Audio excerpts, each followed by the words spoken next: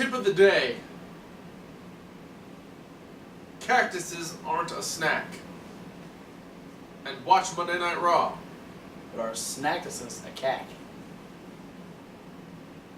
Don't think those were a thing. We won't answer that question on the Raw Review. But we will talk about a pretty good episode of Monday Night Raw. It wasn't bad. I was thoroughly entertained all the way through. Open up with an interesting... Yeah, if not, just confused a little bit here at the beginning. Yeah. John Cena coming out first, which, I mean, isn't all that out of the ordinary. Well, actually, it kind of is. Well, I mean... not weird that he's coming out to open up Raw. Yeah. But weird that he's coming out to open up a Raw with a match. Yeah, to be the first... for John Cena to be the first person to come out. Yeah. Is unusual. He usually makes the other person wait. Yeah. What makes it more unusual is that his opponent is Jason Jordan. And it isn't until they start showing little video package that this is the pseudo, 15-year anniversary. Yeah, we show the time that John Cena made his debut, faced off against Kurt Angle on SmackDown. So now that Kurt Angle's son is on the roster, John Cena is giving him the opportunity. And they had a pretty killer match. Yeah. I was thoroughly entertained through this match. Not bad. Cena still having some issues with those backflips, though. Not, except for the Northern Lights. That's not a backflip, though. That's just Jason Jordan. Front flip. That's just Jason Jordan hucking him around. Yeah, no, he can't get that backflip down. Turn it into a little crossbody. Crossface. Yeah. Crossbody to the face. Ended up beating Jason Jordan with the AA, but I would say probably Jason Jordan's best match since being on his own. Yeah. I want him to do more stuff like this. And then maybe I'll give a shit about the storyline. But the night wasn't over for John Cena because Roman Reigns wanted to talk again. Yeah. And Roman Reigns came to play this week. Kinda. They kind of jabbed back and forth a little Some bit. gay jokes. Yeah. Because John Cena Dick jokes. John Cena was looking at Roman's junk and realized that his fly was down. And there was a lot of talk about balls and big dogs and all kinds of things. And Chuck Taylor wasn't involved. Is that a normal thing? Talking hogs, man. Yes. Yeah, no, this was...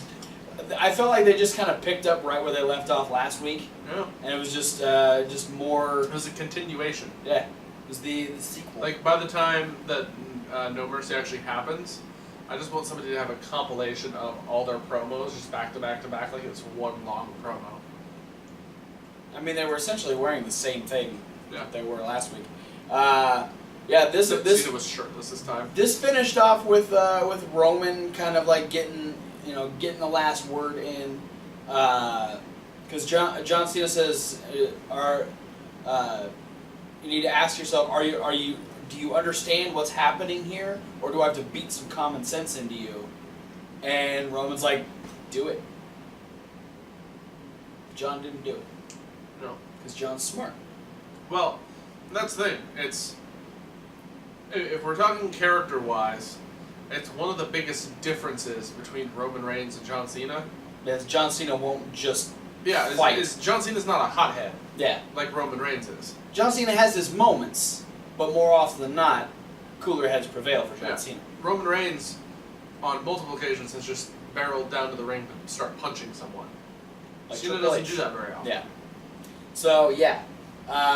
Tension still building between Roman Reigns and John Cena. We move on to Sheamus and Cesaro versus Heath Slater and Rhino.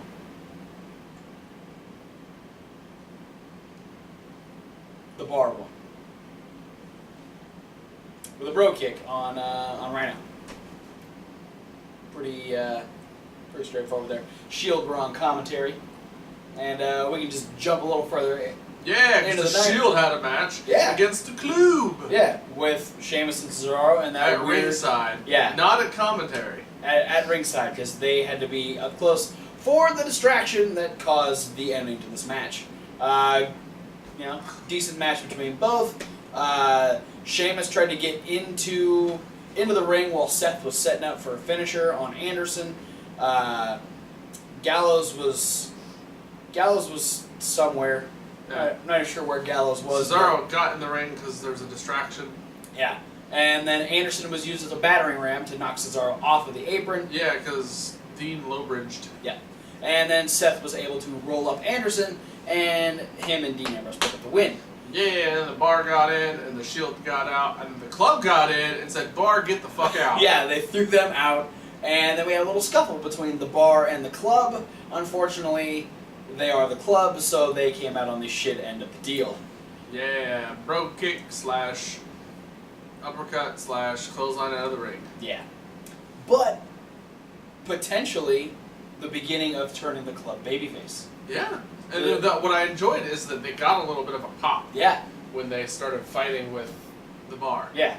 So, yeah, I'm WWE people, the fans, are starting to like the blurred lines in WWE. Yeah, no, it's nice to, it's nice to kind of wonder what's going to happen next, Yeah, it's like a weird thing, because it's like, oh, like 2 weeks ago, we just thought we knew everything that was going to happen. Yeah. And now we have, like, these crazy, breaking kayfabe promos between Cena and Roman. Yeah. We've got things like heel teams starting to, fight each other. Yeah. Weird stuff going on. Indeed. I don't like it.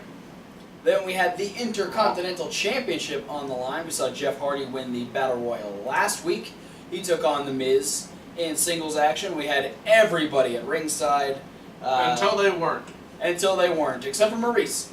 Yeah, Curtis Axel and Bo Dallas got a little too close to Jeff Hardy for Matt Hardy's comfort, and so Matt decided to be a protective brother. Yes, be and run around. The good older brother and try and take out the entourage. And the ref's like, no, y'all get the fuck out, get the fuck out. So then we just had Maurice at ringside. Great match between Jeff Hardy and I Miz. love Jeff doing poetry in motion with the stairs. That is cool. Yeah, the Whisper in the Wind, he barely touched the Miz. As long as somebody gets their arm out there, he's fine with it.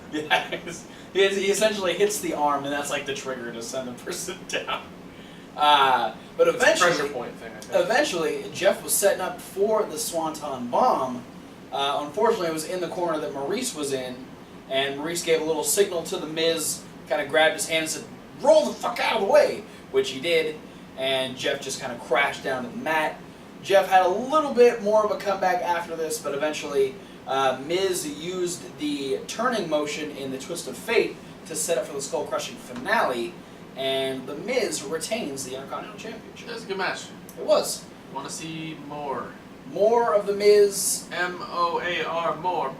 More of the Miz defending the title. You know what we need less of?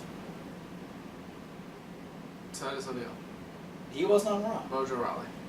He's on SmackDown. Enzo Amore. Exactly. Or rematches from 205 Live.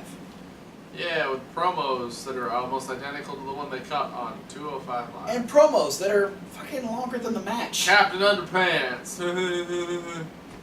And Enzo being a dick. Good job to whoever changed Drew Gulak's Wikipedia page. Yeah, check out Drew Gulak's Instagram. He posted his Somebody Wikipedia. changed his name on Wikipedia to Captain Underpants.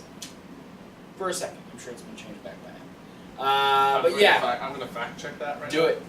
So yeah, we had essentially the same ending that we had to the six-man tag match last week on 205 Live, where we had the double dive from Grand Metalik and Cedric Alexander that took out both Noam Dar and Tony Nese on the outside.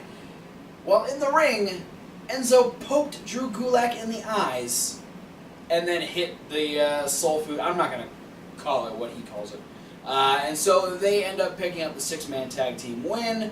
We had them in the back celebrating, say they're going to go out to dinner, until Neville... I don't believe for a minute that Enzo was going to buy them steaks. You don't think so? Think he's cheap? He's a bad... I know he's cheap. Well, no. He'll buy stuff, he just won't tip. That's the thing. Neville reveals that he just talked to Kurt Angle. Yeah, it's already been changed back. It just says Drew Gulak now. And that on 205 Live we will get a fatal 5-way, or a 5-way elimination, where it'll be Enzo, Grand Metalik, Cedric Alexander, along with Tony Nese and the Brian Kendrick. They will all vie for a shot to take on Neville at No Mercy for the Cruiserweight Championship. Why exactly does Tony Nese get to be in this match? I think Tony Nese has been on a hot streak on 205 Live in like regular tag team matches, so I think that might be what gets him in. And then Brian Kendrick. Who did Enzo pin in the tag team match they had last week? I think it's been Gulak both times. I think it's been Gulak. Yeah. I'm pretty sure he's picking on Gulak. Stop it. My God. The saddest part about this whole thing is that we know Enzo's going to win. By some sort of... He's just gonna cheat and eliminate some sort of everyone. cheapery. Don't cheat, Enzo. It's gonna be some sort of cheapery. Is that? I don't think that's a word. I just made it a word. Cheapery. It's a word when dealing with Enzo Amore. Yeah, and it gives... Just like soft. Gross. It gives, like, the words cheap a bad name. Like, when you're talking about, like, when little birds cheep. Cheap, Stuff. cheap, cheap, cheap. Yeah, now that's associated with Enzo Amore. Now I don't like little birds anymore. That's a lie. I don't believe you. Okay. We had Finn Balor kind of A promo. reissuing to Bray like, hey, you know, you want to come out and you want to mess around with me? Well, that's cool. Just bring it. You don't have to attack me from behind. Just don't be a little bitch about it. We'll have another match at No Mercy. And Bray's like, that's cool. Okay. Okay, thanks, bye. Yeah. Nia is upset that there's a rematch for the Women's Championship at No Mercy, Yeah. and she's not getting a title match, even though she destroyed both Alexa Bliss and Sasha Banks last week on Raw. Yeah. I like that Kurt's like, well, that's not how you go. And then Nia's like, dude, that's like how you did half your career. And Kurt's like, you're right. You're right. And then Emma's like, I'm in the room too. And people on Twitter are talking about me. Yeah, she was like number 4 trending name worldwide on She Twitter was. last week. And so Kurt came up with a pretty cool idea. He decided to team up Nia and Emma, who Which, were, when they said that, they were like, ugh, gross. and they would take on the women's champion Alexa Bliss and the number 1 contender Sasha Banks in tag team action.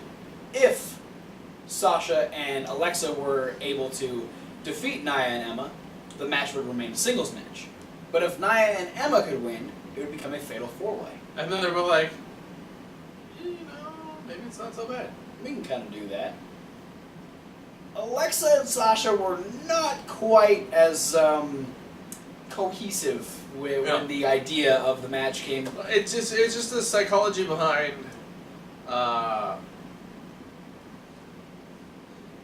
when you're at the point of having something to gain by winning the match, then you're going to walk in, I think, with a much more positive attitude. Yeah. Versus, you know, Sasha and Alexa had something to lose in this. Yeah. Which was, you know, they're each losing 2/3 of a chance of winning the championship match if you add more people to it. Yeah. I thought you were about to bust into some Scott Steiner math. or something. No. Don't do that. Tony, that's for you. Yeah, so we ended up having that match. Go down this one-way road. Cracker Barrel. Cracker Barrel.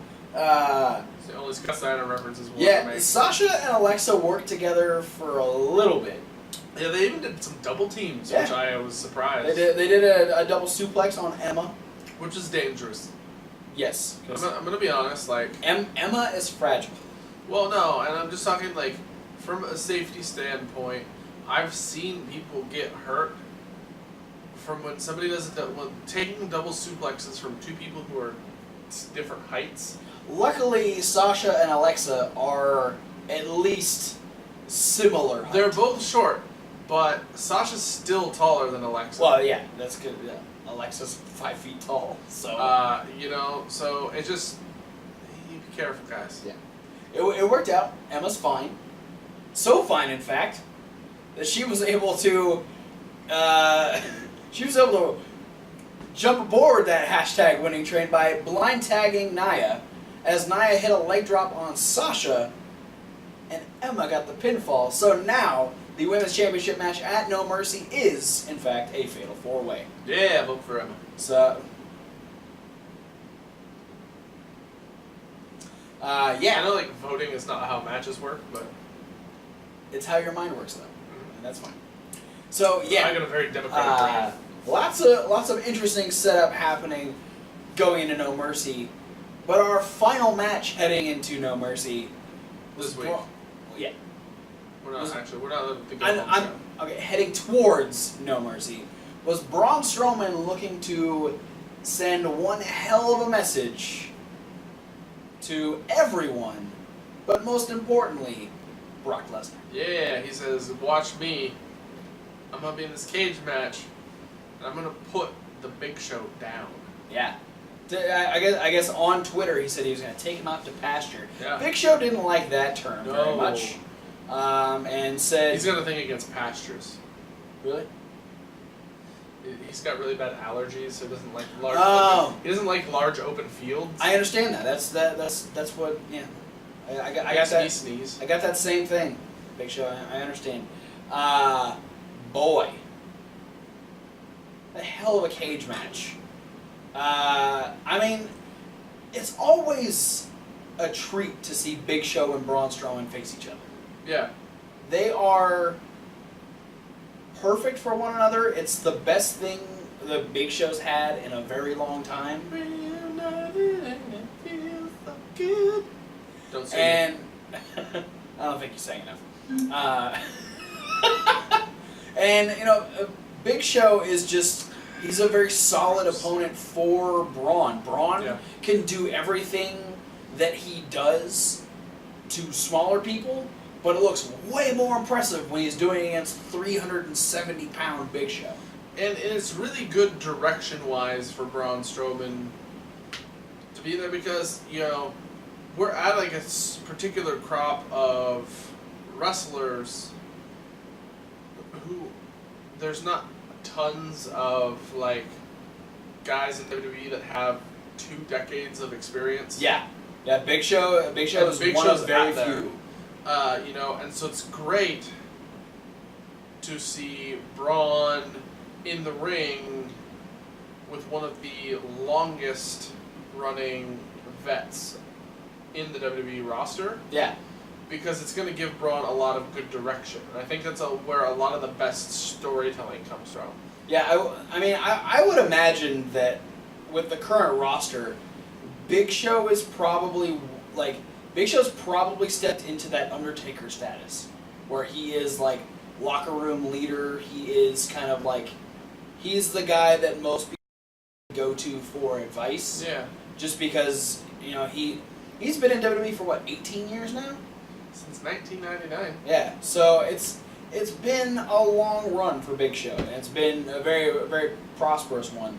And this match just showed off the best of both of these guys. And, like, the fact that these two guys, in this scenario, didn't hold anything back. No. It was literally, I mean, they did anything and everything that most people would do in a cage match. Including Big Show doing a top rope elbow drop. You're goddamn right he did. He busts that out about once every 5 years. And this was a perfectly placed one. And he didn't miss. Yeah. They also did the superplex again. Yeah, but tease. it was a double reinforced 4,000-pound ring. You sure the ring isn't 4,000 pounds? In total? I highly doubt it. I would like it. If you hell, you might know. You've set up rings before. If you can find out, I want to see if you can actually do the math and find out how. I'm just saying, like. Hell, I've put a ring together before. Yeah. We've They're done like multiple times. a ring off of high spots. Like, you know, I can carry a frame piece by myself. That's true. I can, because I'm short. I got short little legs. You know, they're not that heavy. You got I don't know how WWE's rings are built together. I mean, I guess maybe because they're gonna have like the LED boards attached on there. LED boards aren't that heavy though. The post covers and Yeah, I mean, maybe they're counting the weight of the steel steps too. maybe they could be. Regardless, yeah. Their ropes are really heavy. Yeah, fucking heavy ass cable, bro. They don't use cable in WWE. Shh. They use actual rope. Rope is Heavy ass rope. heavy ass rope. You know it's heavy ass rope because Big Show's heavy ass landed on the rope. Yeah. Well, that's nuts. Landing on the rope. It was his cheeks went around the rope. Yeah, they. He was wearing the top rope like a thong. Well, Braun was too. Braun just bounced off of his. Yeah. Well, there's already so much weight down on the top rope with Big Show down there that there wasn't any give when Braun hit. Yeah, and there's a. Yeah, just That had to suck worse. lots of really good use of the cage itself. Just so much fun to watch these guys. Eventually, though, Braun hitting that superplex was the downfall of the Big Show because it was followed up by the Power Slam, and Braun Strowman defeats the Big Show, sends a final message to Brock Lesnar saying, "This is your future, and mine is becoming the new Universal Champion." And then he picked Big Show up and threw him through the cage. Literally through the He cage. power slammed him through the cage. And walked away like he just didn't give it to him. Was he done? Pretty fucking awesome. Right before he did that power slam, he yelled at Big Show that he was going to put him out to pasture. Did he really? Yeah. I missed that. Yeah. Oh, that's how you bring shit back around. Yeah. Braun was some solid promos tonight too.